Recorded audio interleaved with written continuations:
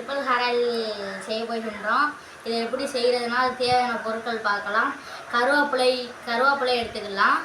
வேப்ப இலை, செம்பருத்தி இலை, செம்பருத்தி பூ, மருதாணி இலை, சோத்து கத்தாழை, இது எல்லாத்தையும் போட்டு மிக்சி ஜாரில் அரைச்சி வெயிலில் காய வச்சு பொடி மாதிரி வந்தோன்னா அதை ஒரு வெள்ளை துணியில் கட்டி தேங்காய் எண்ணெய் எடுத்து அடுப்பில் வச்சு சூடு வந்ததுக்கப்புறம் அந்த வெள்ளை துணியில் கட்டினதை எடுத்து தேங்காய் எண்ணெய்க்குள்ளே வச்சு அது கலர் மாறினோன்னே எடுத்து வெளியில் வச்சு 3 நாள் ஊற வச்சுட்டு நம்ம தலையில் தேய்ச்சோம்னா நம்ம தலை நல்லா அடர்த்தியாக வளரும். சொன்னது மணிக்கு